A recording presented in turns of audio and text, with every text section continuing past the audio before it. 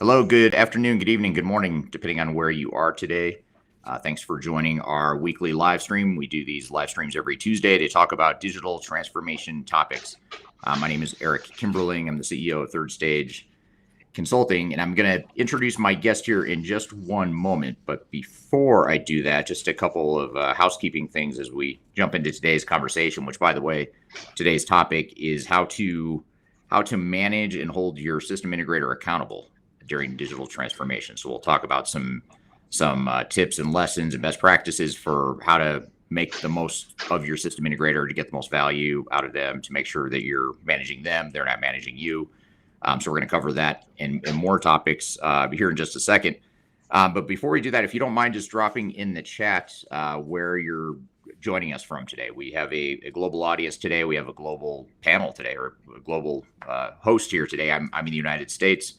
Clifford, who I'll introduce in just a moment, is based in Africa, and we typically have people throughout the world joining this live stream. So please just drop in the chat wherever you're watching, whether it's LinkedIn, YouTube, Twitter, Facebook, wherever you're watching. Just drop in the chat if you don't mind where you're joining us from today, so we understand the audience a little bit better. Secondly, this live stream is a live stream. Obviously, we're doing this live. We're taking questions. This becomes part of our weekly Transformation Ground Control podcast, which comes out every Wednesday. So this interview is actually going to get edited and prepackaged and put into a polished episode that will come out a week from tomorrow. So a week from Wednesday. And so be sure to check that out. You can check out past episodes of Transformation Ground Control, which includes these interviews as well as other topics and hosts and guests that we have on the show. So with all that being said, that's enough context to get us started. Before we get into the topic, though, let's introduce our guest. This is a first-time guest to the show and to our live stream. This is Clifford Martin, who's the managing director of Third Stage Africa, which is a new office, our newest office in our international footprint, servicing the entire African region. And Clifford is based in Cape Town, South Africa. So, Clifford, thanks for being here today. Great, thank you. Thank you so much for having me, Eric. And good morning, good afternoon, good evening to everybody dialing in. Wonderful to see the messages and people coming in and stating where they're from. So looking forward to the session, and certainly I would encourage people to pose questions and ask questions. I think if we can make it as interactive as possible, that'd be wonderful. Perhaps, Eric, then a very quick intro for myself. I'm an ex-CIO. I left the corporate world probably 12, 13 years ago. I did have responsibility for multiple ERP implementations during that time, and post my career in the corporate world, spent a number of years with various consulting houses, from Ernst & Young to KPMG to Gartner, and last year joined Third Stage, and it's been an exciting journey. So great to be here. Yeah, absolutely. And glad to have you here today. And I think this will be a fun topic to talk about. It's a very timely and relevant topic. It's certainly relevant to most organizations that go through implementations, and we'll dive into that here in just a second. But I think you and I have a fairly unique perspective in that we both came from sort of the dark side, if you will. We both worked at the big system integrators. We know how they work. We know sort of the inner workings of what happens there. And so what I wanted to do is talk today about some of the challenges of managing your system integrator, how to hold them accountable, how to ensure your project is successful, which, by the way, a bit of a spoiler alert, your system integrator is not responsible for your success. Typically, you as the implementing organization are. So what is it you can do to ensure that you achieve that success? That's sort of what we'll talk about today. But before I jump into that, and I certainly, by the way, at any questions you have, please drop those in the chat as we're going here today. I've got a list of questions I want to ask, but I'd rather take audience questions. So I'll get us started, but any questions you all have, please feel free to chime in and drop them in the chat here, and we'll get to those questions. But I guess just to start, Clifford, throughout Africa, just like other parts of the world, and you're based in Africa, but I think you and I both have more of a global view of just how these sorts of projects and massive transformations work. But whether it's Africa or any other part of the world, there's a number of failures that are caused or can be directly linked back to a failure to provide oversight and management of the system integrator. What are some examples of those sorts of failure points, or maybe just help us unpack a little bit? What are some of the risks or challenges that are inherent in these sorts of relationships between organization and their system integrator that oftentimes leads to failure? What are some examples or some of those higher priority examples that come to mind? Yes, no, thank you for that question, Eric. So I think, inherently we're in an industry that is focused on, I think, primarily two things, selling software and installing software. And often the misalignment in expectations between the industry that we operate in and the client's own expectations. And I deliberately use the word software installation. And perhaps I'm being a little bit harsh to their size, but essentially that is what they do. And I think often an organization is expecting a strategic partner, someone that's going to walk the full journey with them from, let's say, from business case to business benefit, and he's going to be them and guide them throughout that. And very often that's not the case. The primary focus of the SI is to deploy the software.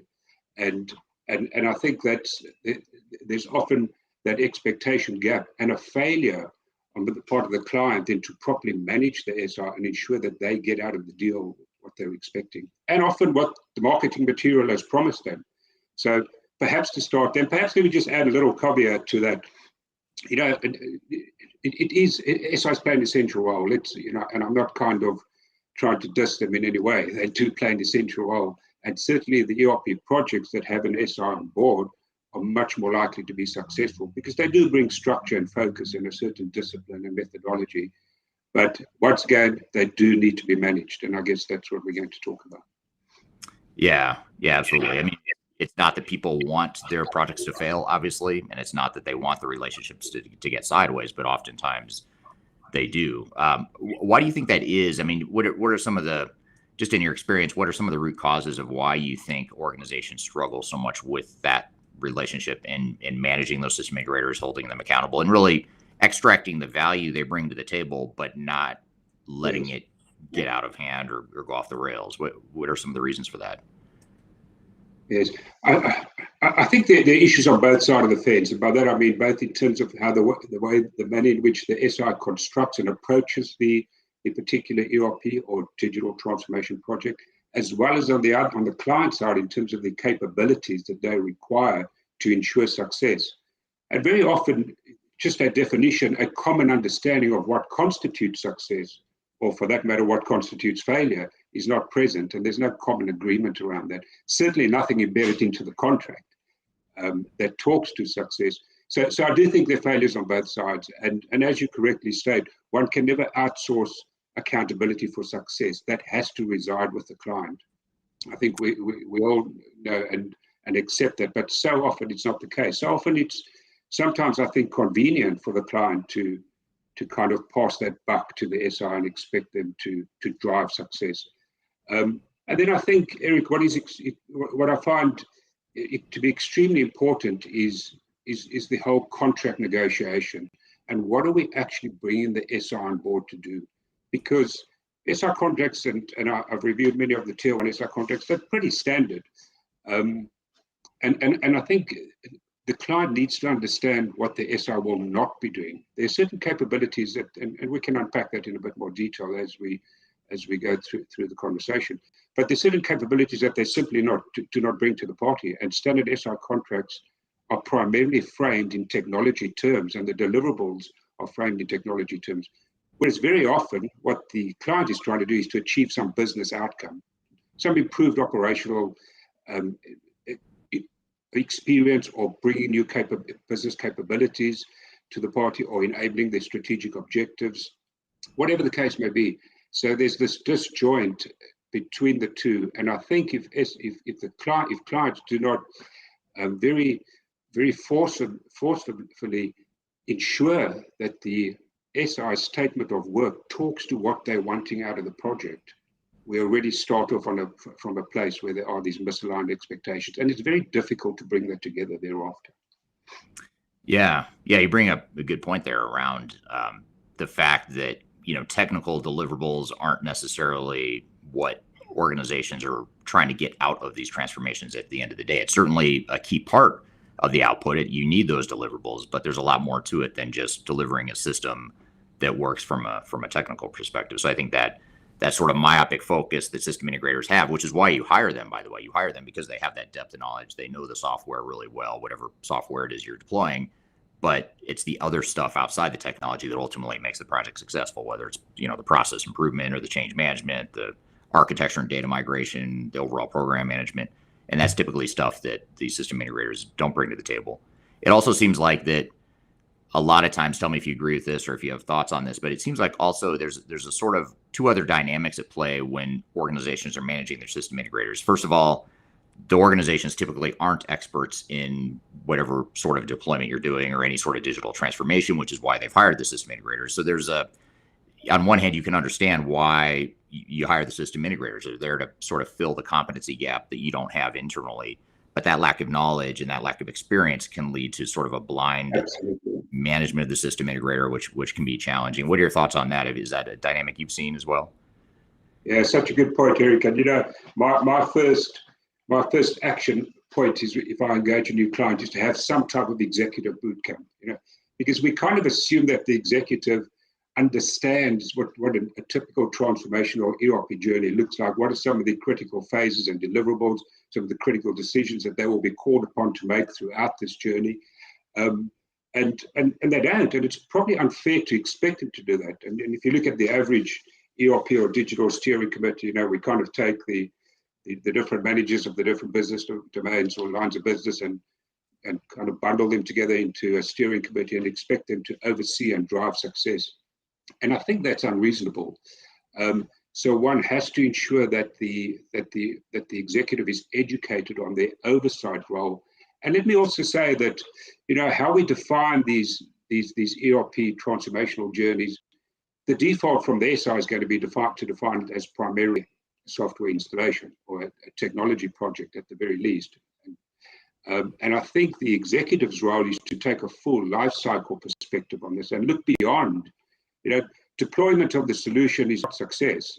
It's, as you correctly say, it's an enabler. So we now have the enabling technology in place, but exactly how we're going to leverage that in support of the business objectives is something that the executive need to play long after the SIs popped the champagne cork, declared victory, and moved on to the next project. So I think executive education and ensuring that they stay in the game is extremely important. Yeah, absolutely. And you need to know, it's not that you or I would suggest that an organization needs to become an expert in digital transformation before they embark on one, because that doesn't make sense. Sure. And that's not realistic. Sure. But you need to educate yourself enough to know, at least enough to know what kind of questions to ask, how to push back or challenge assumptions that SIs might have. They've got their cookie cutter boilerplate approach that may or may not fit with your needs. And ultimately, it's up to you to say, hey, these parts of your methodology or your approach works, but here's what we think we need to do to modify to fit our situation. And that could be, cultural nuances. If you're a risk adverse organization, for example, and you just move slowly as an organization, you can't just come in and force fit a fast deployment. You've got to sort of right size it for your organization, just as one example. So I think just knowing enough about these implementations, being self-aware to know how we can kind of meld these two competencies together, our own internal competencies with the system integrators. I think that's a big, an important point as well. Yeah. And perhaps I can add to that in terms of if we're talking about capabilities within the client organization. One often finds vendor management to be quite poor, or at least not at a mature level where they can effectively manage their SI and hold them to account. And just having that kind of level of professional skepticism. You talk about pushback, absolutely, because we do know that the SI part of their agenda is going to be to drive additional revenue, often through change requests or customizations or additional functionality. So having that professional skepticism to push back and ask, is this really necessary? Is this within the scope? What are the implications of this? Is it priority? Can we do it post-deployment? Is extremely important. And then the vendor management, I think is, and let me add to that as well, a third capability, program management, especially when there are multiple SIs involved or multiple projects within a broader program. It's so important that the client organization has a mature program management capability, typical a PMO office, in order to pull that all together and orchestrate it and drive the integration and ensure that there's at least a common approach, common methodologies towards a common integrated goal. So I would say those three capabilities: the executive know-how, the oversight, the vendor management capability to kind of manage the SI, and then the program management capability from a delivery perspective to pull this all together. Right. Yeah. Yeah. Very good point. Just before we keep going with the questions here, just to give you a quick overview of where people are joining from today, I'd ask the question to open up, where are you joining? And I ask people to drop that in the chat. Just a few examples here. We have someone here from Florida State University in Florida. We've got someone from North Carolina. We have someone joining on LinkedIn from South Carolina in the United States, Columbus, Ohio in the United States, as well as an international audience, as I mentioned, too. We've got someone here from Toronto, someone joining from the UK, Brooklyn, New York, which is not international, at least where I'm at, but still a global audience, and someone from Kuwait and India, just as a few examples of where people are joining from today. So thanks everyone for joining and letting us know where you're at today, and whichever platform you're watching on. Again, feel free to drop any questions you have for Clifford or I as it relates to this topic, and we'll get to those here in just a moment. So some of the issues you've just talked about, Clifford, why do you think they're so prevalent, not just in Africa where you're at, not just in the United States where I'm at, but throughout the world? Why is this such a global challenge? It doesn't seem to be something that's just, pockets of the world are struggling with it. It seems to be a pretty global problem. So why is that? What would you say the root causes are? Yes, Eric, yeah, it's interesting. It is prevalent, and I find it very interesting that the same issues that we're discussing now, if we were having this discussion 5 or 10 years ago, we'd probably cover a lot of the same ground.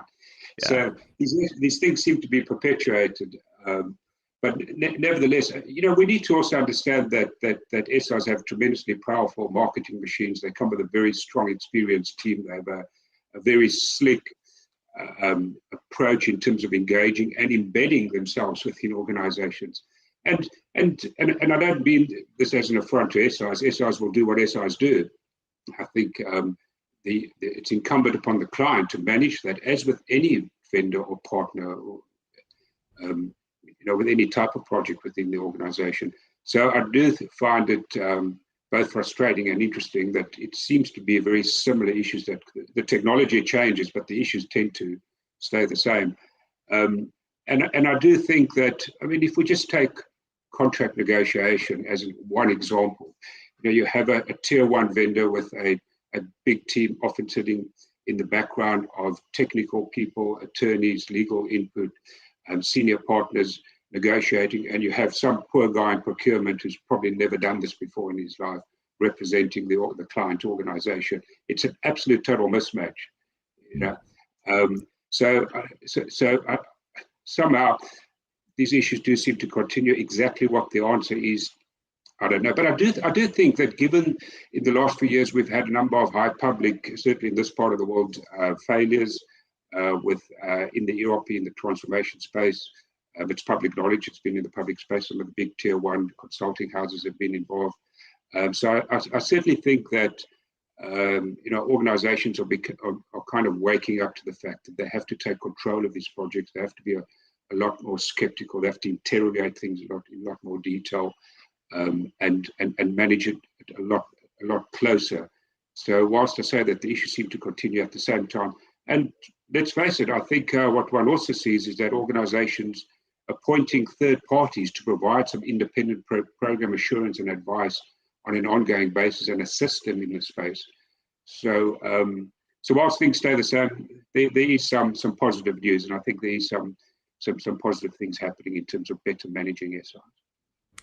Yeah, it's a good point. I agree with you, by the way. I think I'd take your point even further, which, if you go back 20 plus years, back to when I started my career in the space, it was largely the same. You had the same dynamic, the same challenge, and some of the same root causes that that organizations struggle with in that management of their vendors. And I think the key, one of the key takeaways that I always leave clients with, or encourage the market in general to think about this, is, view it as your project. You're almost like the think of yourself as sort of the general contractor building a house. You've got subcontractors and different experts that you're bringing to the table, but ultimately you need someone as a general contractor to manage those resources. Your system integrator is one important component, but you might have other people that are helping with change management or data migration, or your internal resources, of course, are critical to the project. So you just need sort of that global program management view and that sense of ownership, that sense of empowerment that, hey, this is my project and I'm going to make decisions. I'm going to take input. I'm going to listen to my advisors or to my system integrator. But at the end of the day, this is my project, my business, and I've got to do what's best for my business. And I don't think enough organizations have that confidence or that mindset. I think a lot of them just think, for a lot of the reasons we've discussed, they just think, hey, I'm going to outsource this to my system integrator. They're the experts. I don't know enough about this. I don't have time to deal with this. So therefore, I'm going to sort of outsource this and abdicate responsibility to the system integrator. So I think it's a really good point, a series of points that you make there. Yes. And I think, Eric, to continuing on that conversation topic, what one has seen, in my view, is that we have at least seen a shift from IT departments or IT organizations within the enterprise managing, almost solely and exclusively managing these projects, to a greater involvement from the business side.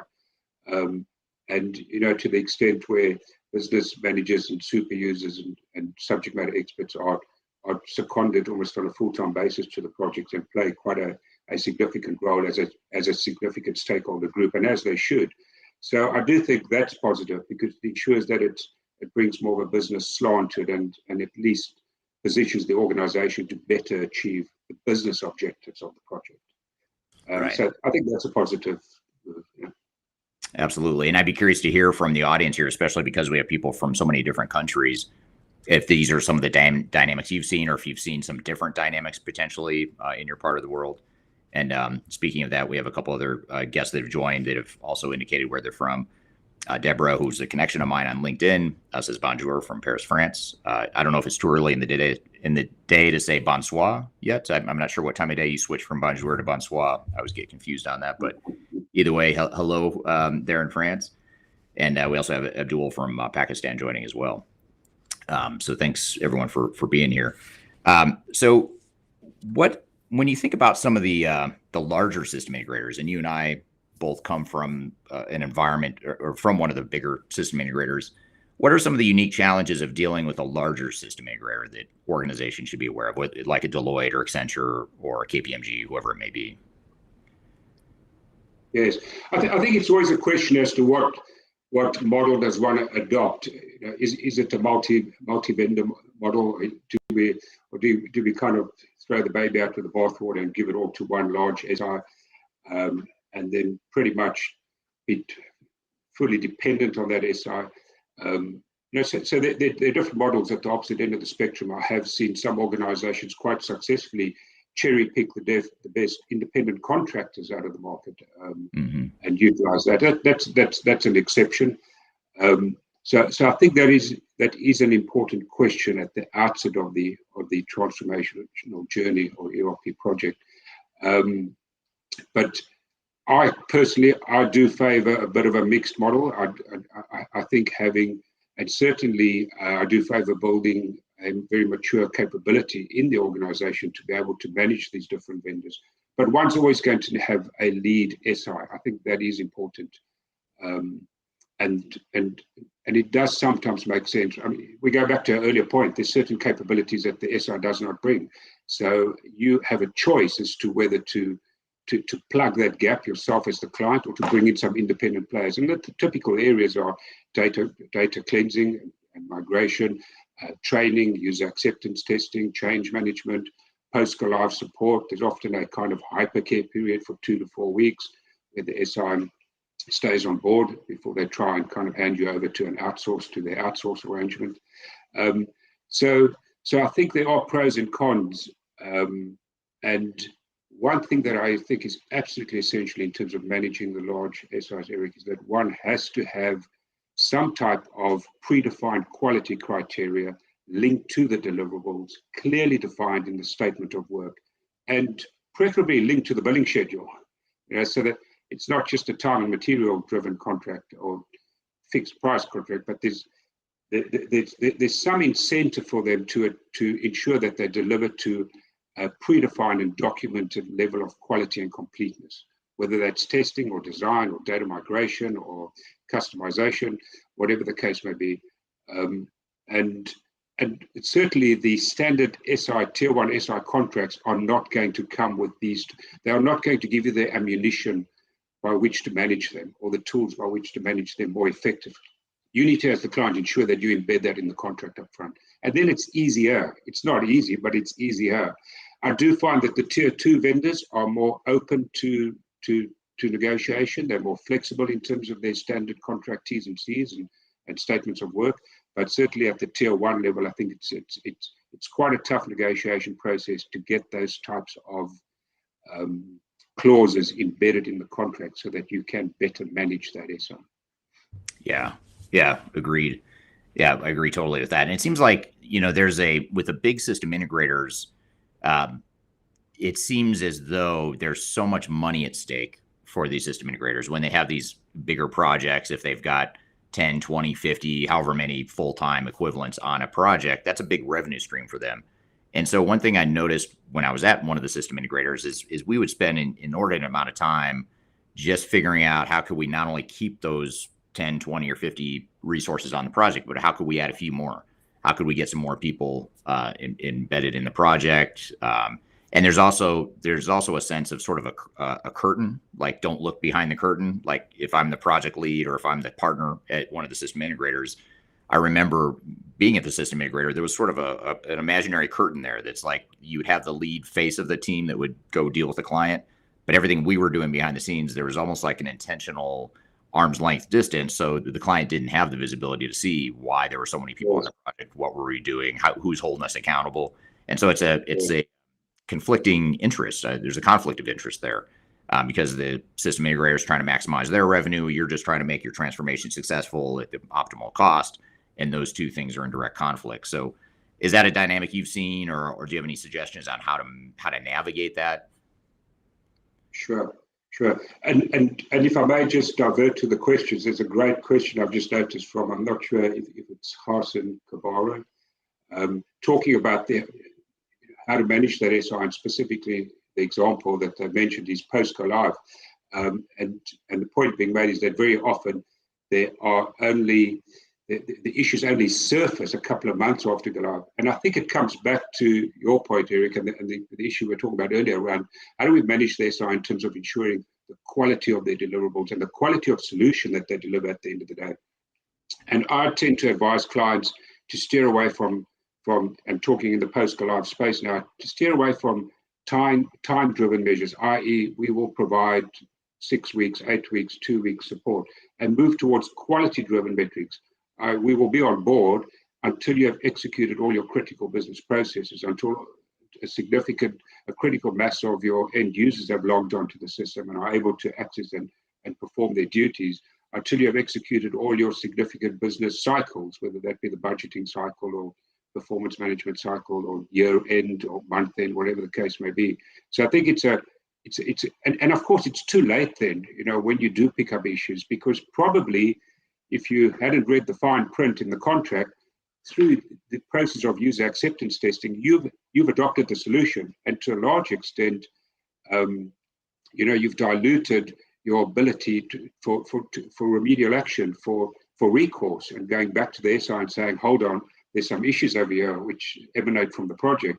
So I think it's so important that we have those quality metrics throughout the different phases, as well as post-go live, and that we hold the SI to account to ensure that the solution is within a reasonable time stabilized in the business, and that the organization starts to leverage, and it at least is on a trajectory towards achieving the original stated benefits which gave rise to the project. So to me, it does come back very much to ensuring that the statement of work and the contract is properly structured so that you can hold the SI to account for their deliverables. Right.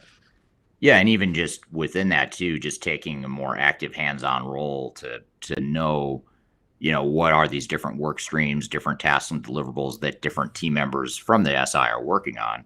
And, being a part of that, because I think, again, a lot of times organizations take sort of a outsource mentality or a delegation mentality where system integrator is going to do it for X amount of time and money, and I'm not going to worry about how it gets done or how the sausage gets made. But you should worry about how the sausage is made because it's your business. I mean, you're the one that's going to be living with this for years or decades to come. So you need to make sure you're involved in that. Sure. What about this? Here's a question that's somewhat similar, and this is from Sam Graham. Hello, Sam. Good to see you again.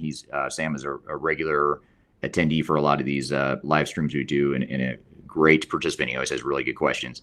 But the question is, you mentioned training, but do companies need ERP education as well so they can understand and challenge the SI's advice and decisions? What are your thoughts on that? Yeah, great question. Great question. And it comes back to our earlier discussion about executive bootcamp, and not just at the executive level, but absolutely, Eric, and thank you for that question.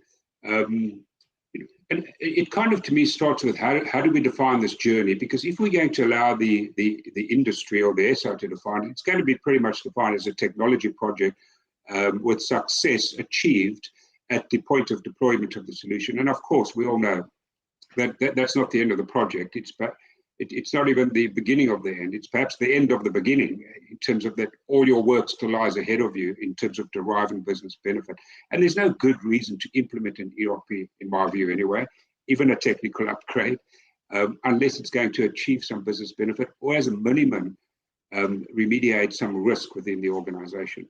So I do think that defining what this project looks like, what is that life cycle, and the role that the executive needs to play over the full life cycle is fundamentally important. So in a nutshell, absolutely, it is unreasonable to throw a hodgepodge of executives together and expect them to successfully play a meaningful role in over the full life cycle of the project. I think it's unreasonable without some education. Right.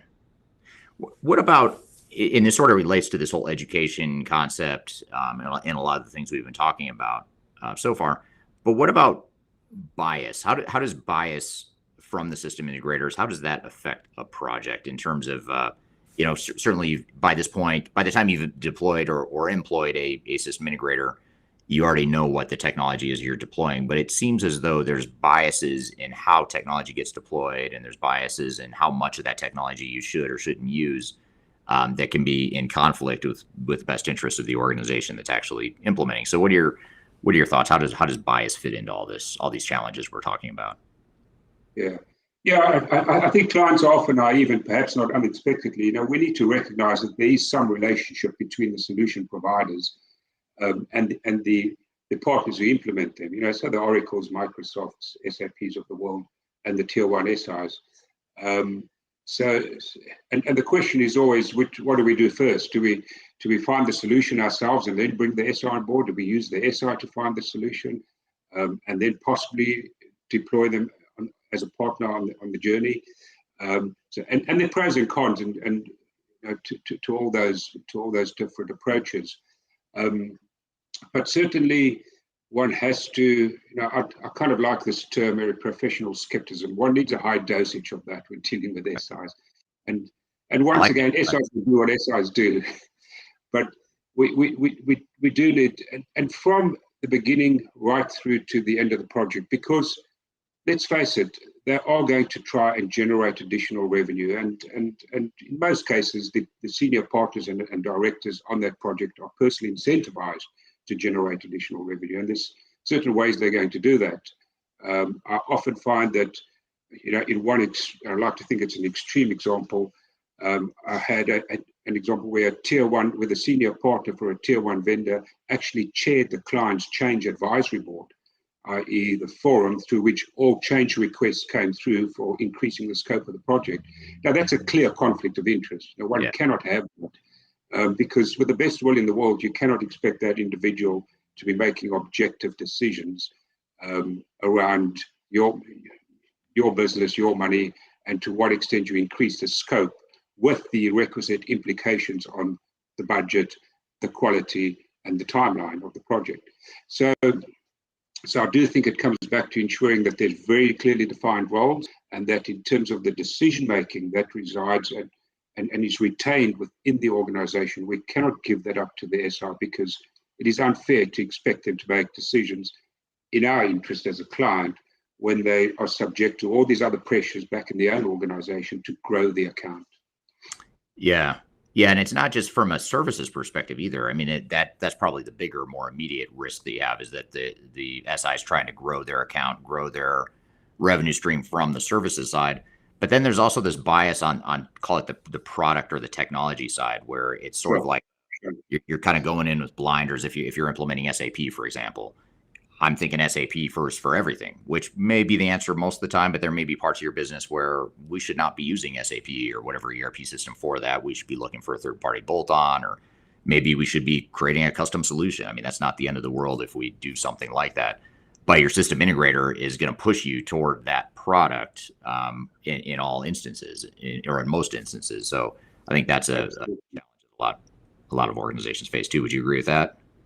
Absolutely, and I think, Eric, it comes down to the request for proposal and the RFP, and understanding what your requirements are. And I've seen some organisations, and I think it's actually a good tactic, is to have a specialist company come in that is not an SI and assist them in formulating the RFP, or at least running business process workshops and requirements gathering sessions with their end users to better understand exactly what are the current pain points, what are the future requirements, what's the strategic intent of the business, what new capabilities do they require, is it a tier 1 solution, is it a tier 2 solution, what's the best deployment method, is it on-premise, is it SaaS, and what are the relative strengths and weaknesses of the different solutions out there. And I quite like that approach, because then one gets to perhaps not a detailed blueprint, but a fairly low level of detail in terms of understanding what are our current requirements or what are our future requirements and how big are the gaps, and having that separate.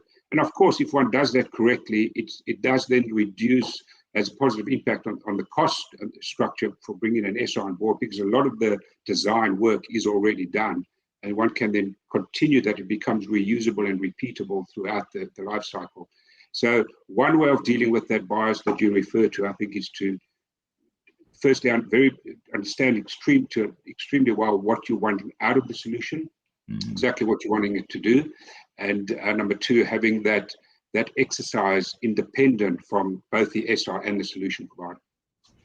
Yeah, that's a great point. I mean, you've hit on another thread here as far as how to counter what's the antidote to some of the challenges we're talking about.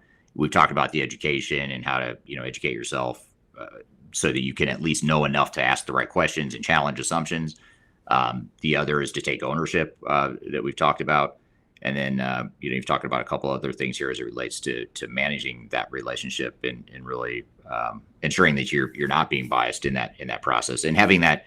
The third thing you bring up, or the third thread, is just sort of that clarity of vision, that clarity of what we want to be when we grow up. The better you understand that, the less likely you are to fall into these traps where if you don't have a clear vision of what you want to be when you grow up, now all of a sudden the power dynamic is shifted. Now you've become even more dependent on the system integrator. They're taking even more control, more ownership of the project, when really what you should be doing is tilting that back towards you and taking that control. And I also, by the way, really like that term you used, professional skepticism. I always tend to use the word buzzkill, but I like professional skepticism better, because that's a more positive or professional variation of that as well. Yes. I wanted to just bring up a really interesting point here, just to, if anything, to validate, Clifford, that you and I are not the only ones that are have this sort of jaded view of system integrators from having been there. But this is from Louise on LinkedIn. She says that she's really enjoying the discussion.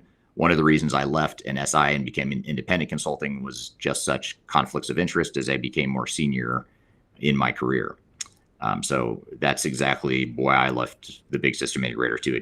There's something about it didn't feel right, and there was other reasons too. But that conflict of interest and that feeling of extreme bias and not necessarily doing what was in the client's best interest it just didn't sit well with me, and so for that reason I ended up moving on. So I'm glad we share that same sentiment. This is a little bit different question, but really important one, building on a point you made earlier, Clifford, about how to how to have the right statement of work and the contract and setting expectations up front.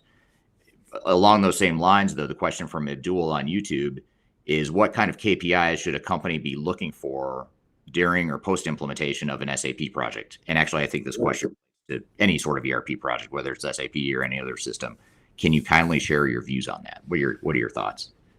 Great question. And you know, Eric, it's such an important topic, and it's this whole issue of benefits realization.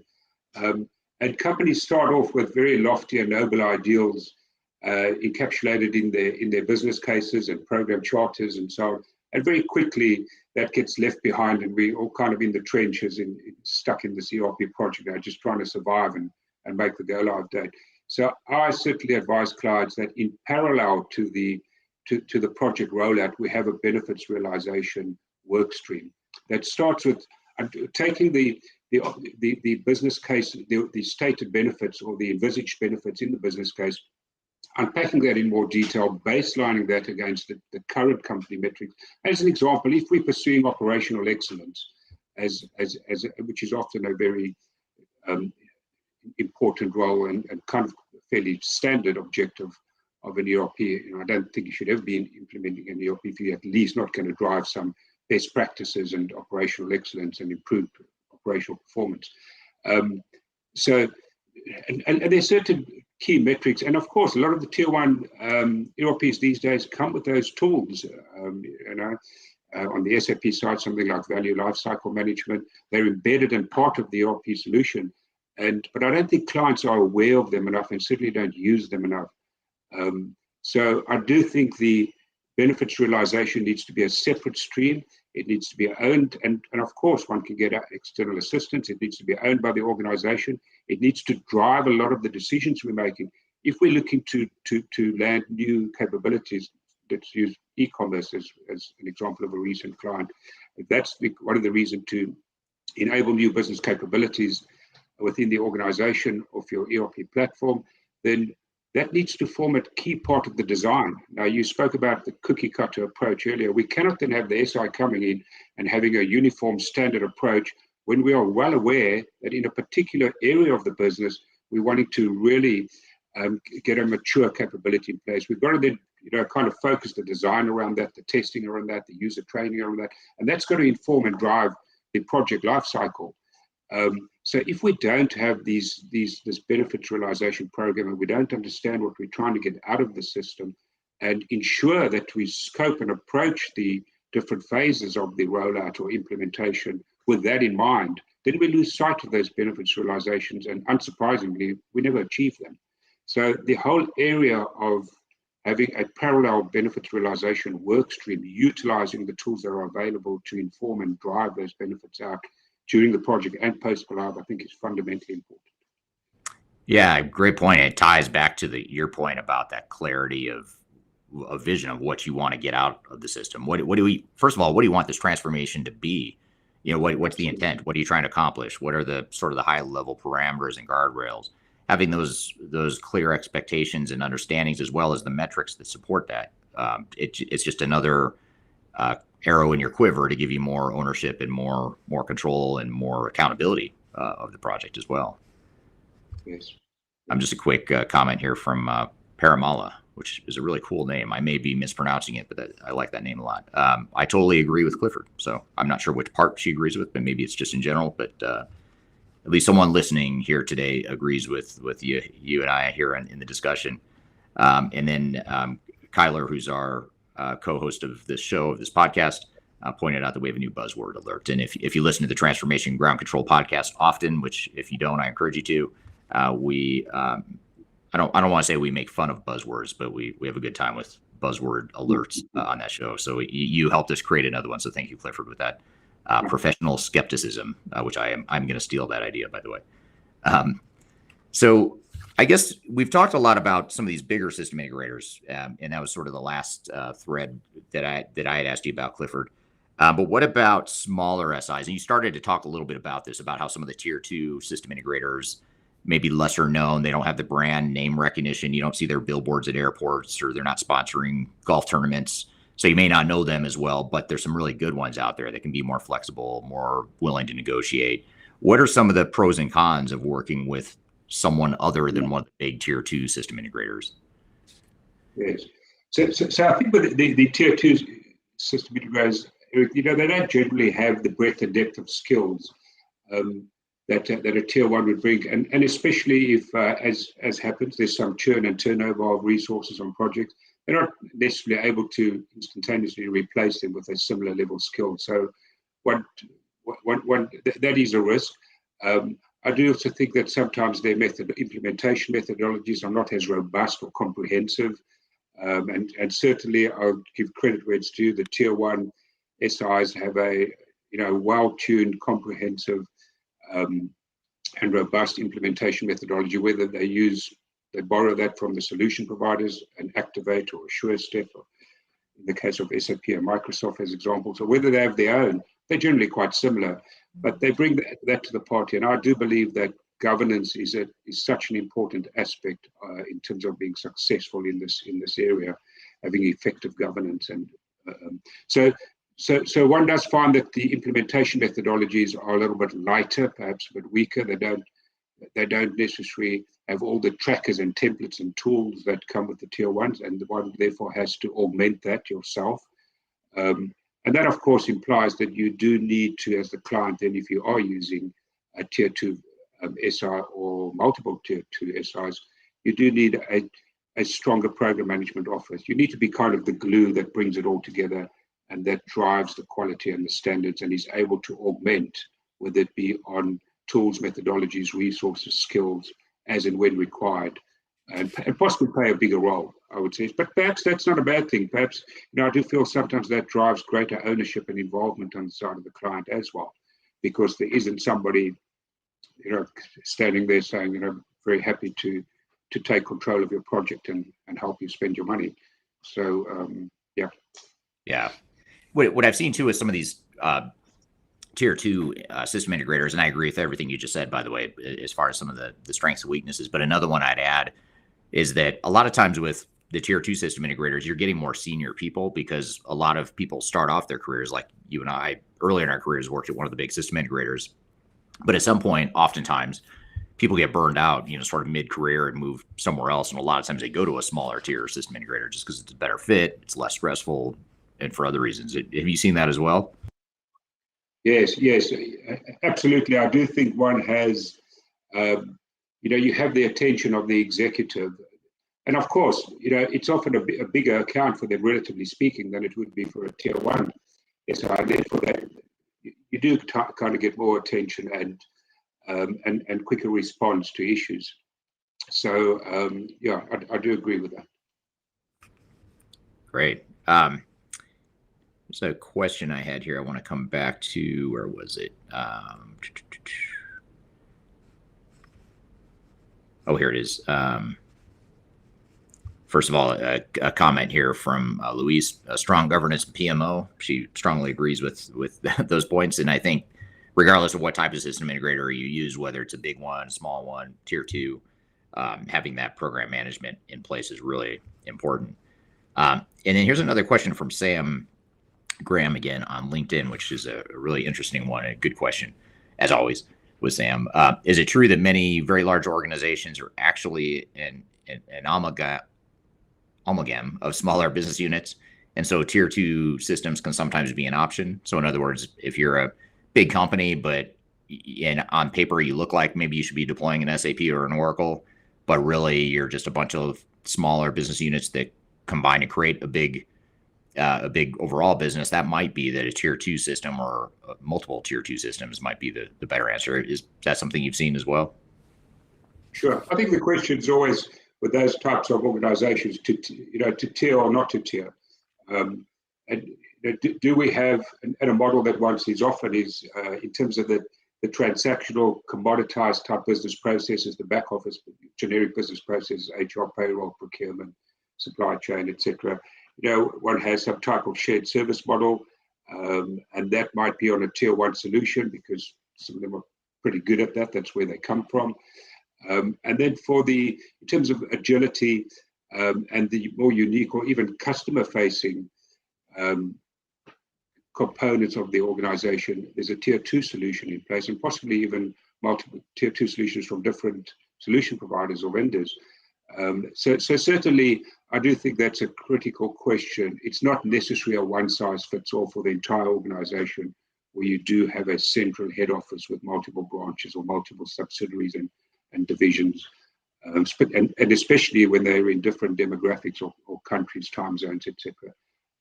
Yeah, so it's a good question, and I think one should always consider that for those types of organizations. Right. Now, what about this question? Here's a question from YouTube, and I'm actually going to broaden the question a little bit from the original intent, but hopefully it'll still cover what you're looking for here, Abdul. But the question is, do you have any general advice on implementing AI technology with system integrators? What should we focus on? And maybe instead of just AI, maybe I'll talk about, why don't we talk about just bleeding edge or emerging technologies, new stuff like AI, robotic, process automation, machine learning. How a lot of times these system integrators and software vendors are really pushing some of these newer emerging technologies, which may or may not make sense for where you are as an organization in your journey. And you really have to look at, how big of a jump is that? Are we ready to make that leap now? Should it be in the first phase? Maybe it's a later phase that we deploy it. How would you suggest that an organization navigate some of those decisions around newer, more robust, emerging technologies with the system integrator? How do you suggest they handle that?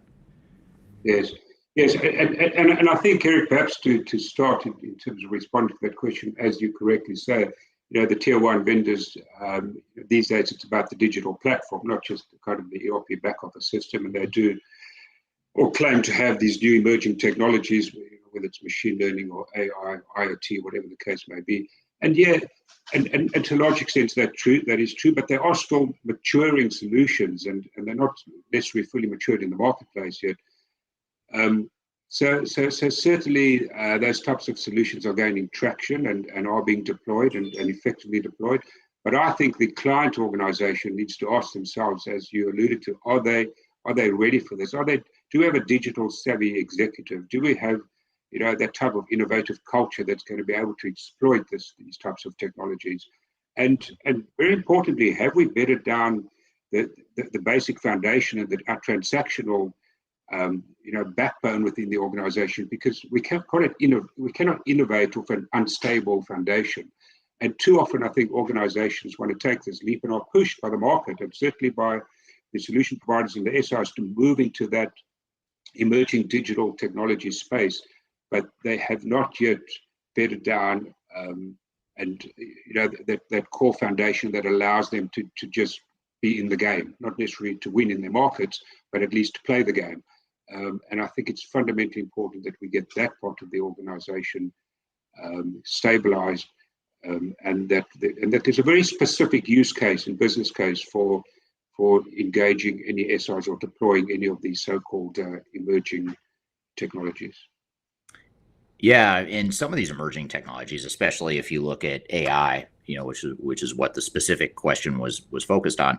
You look at something like an AI, which really threatens, in many ways, it threatens the status quo. It threatens employees' jobs, because you're potentially automating what someone was manually doing or decision making that someone was making in the past. So the technology itself may be the right fit, or it could be a good strategic enabler for your organization longer term. But shorter term, you've got a real change management issue, which when you look at some of these emerging technologies, I would argue that change management becomes even more important than it already was, which was already very important, but now it's even more important because you're disrupting the status quo even more than you already were. So I guess it kind of leads me to another question, just more of a general question, is what are some of the missing competencies that system integrators don't necessarily have, or they don't do well, even if they tell you they do? What are some of those competencies that are oftentimes lacking, but yet those competencies are going to be critical to the success of your project? So we need to be aware of them and figure out how we're going to plug those gaps. What are some thoughts that come to mind there? Yes, I think that there's some very basic ones, which one almost never sees an SI take responsibility for.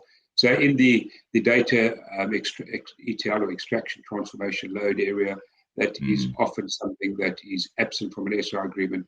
Certainly training, SIs like to use this train the trainer approach. I don't think it's particularly effective.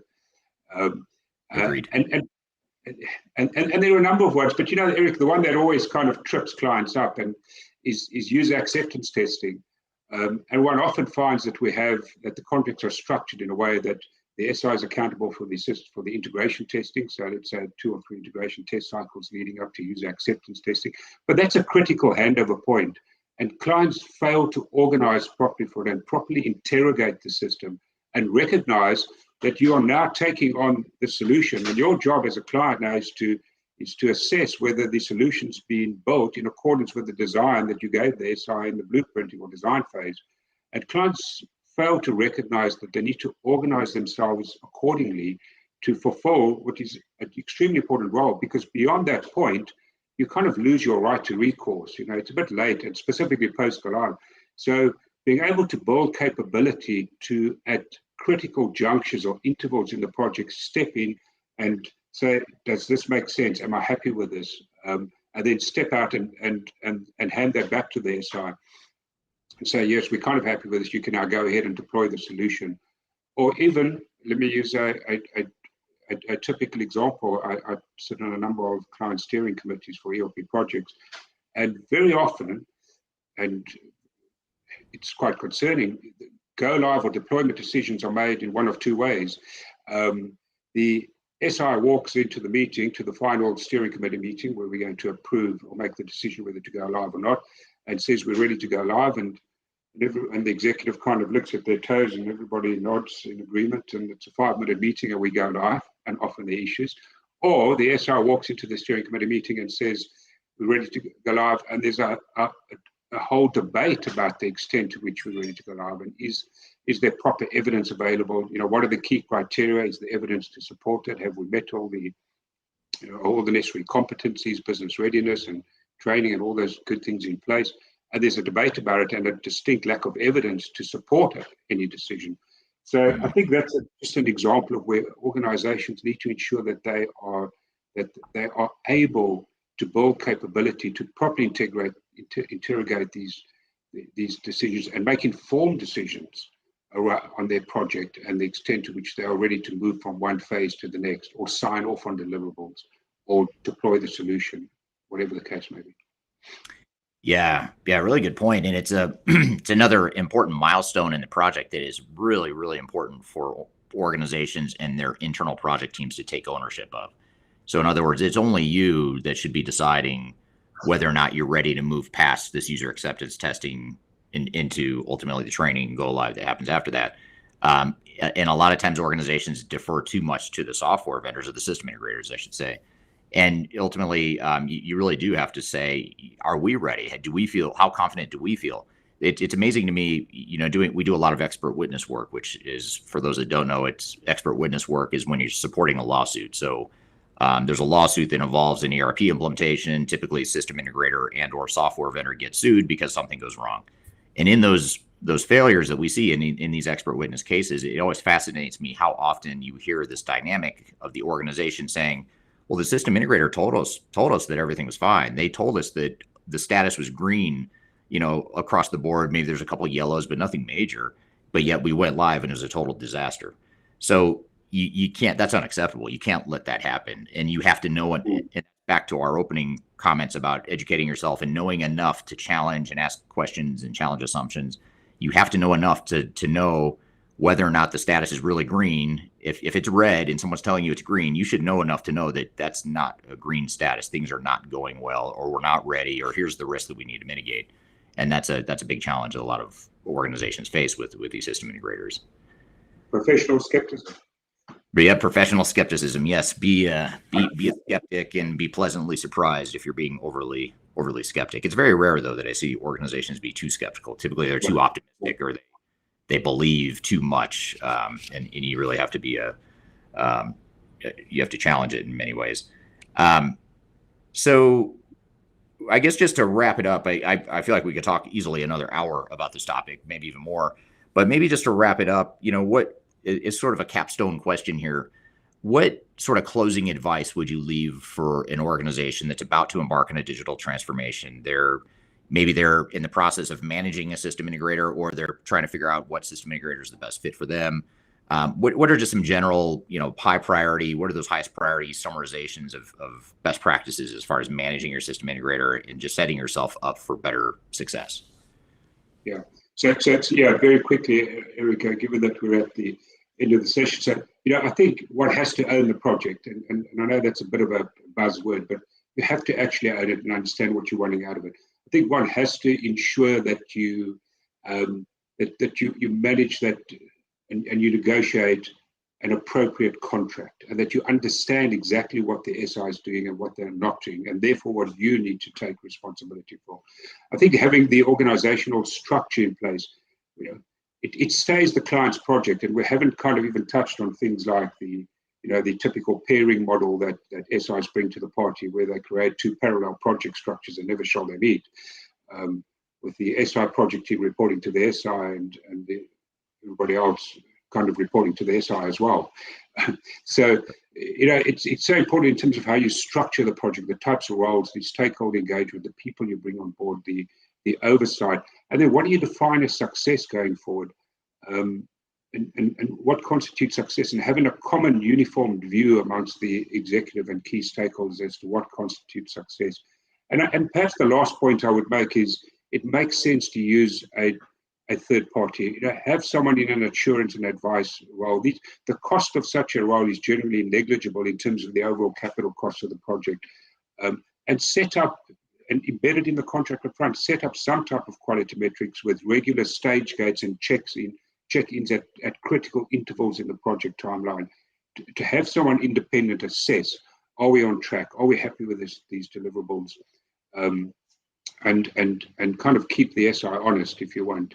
So 4 or 5 key areas, but I do think it makes sense to ensure that you do get independent advice and ongoing support throughout the project lifecycle. And if you have the capabilities in place to do that, fine. But if not, I think it's very important that one has that in place. Yeah. And there's times when we're talking about this topic where I feel like our job as consultants is to be sort of a self-help or a motivational speaker of sorts, like telling organizations, you can do this. You can take ownership. You're good enough. You can own this yourself. Don't let someone tell you how this project is going to work. You don't make the decisions that are best for you.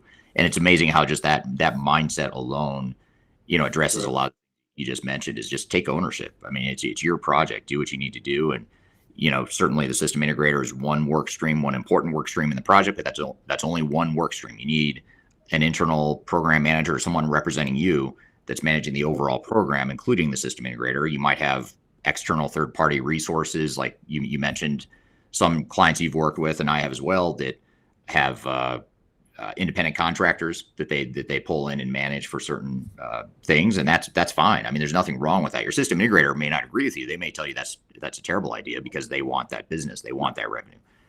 But you find good resources out there. That's a good way to diversify risk. It's a good way to give you more ownership. It's a good way to just bring in the skills that you need.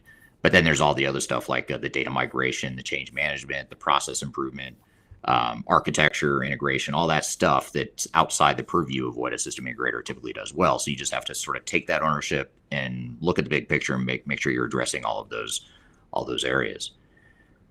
Well, good. Well, thanks for being here today, Clifford. Really appreciate it. And again, I feel like I'm cutting it short because I feel like we could talk for another hour. There's lots of questions still coming in on social media. And thank you to everyone on social media who had questions here during this live discussion. Really good stuff. In particular, I want to give a shout out to Dakota on LinkedIn, who had some really good but very technical questions. They intentionally did not answer, but they're brilliant questions. And what's funny is Dakota said at the end, I'm just going to pull them up here. Just appreciate you guys taking the time to do this video. I'm going to go play VR with my friends now. Bye from Syracuse, New York. So I don't know, Dakota, I don't know who you are, but I for some reason imagine a super smart college kid that has a lot of really good questions I didn't get to. So I apologize for that. And I also apologize if I totally misread the situation and you're not a college kid, but I get the sense you might be a brilliant technologist of sorts. So thank you for the great questions there. Perhaps we can answer some of those offline or in a more technical live stream. So I want to thank the entire audience, though, for being here today. People from all over the world, it's late night for some people. Clifford, I know it's getting late in the day for you in Africa, so thank you for being here. And be sure to check out our weekly Transformation Ground Control podcast. Again, that comes out with new episodes every Wednesday on YouTube, LinkedIn, Facebook, Twitter, as well as all the audio podcast platforms on Spotify, Pandora, Amazon, Apple, Google, etc. So check us out wherever you listen or watch podcasts. You can find new episodes there every Wednesday.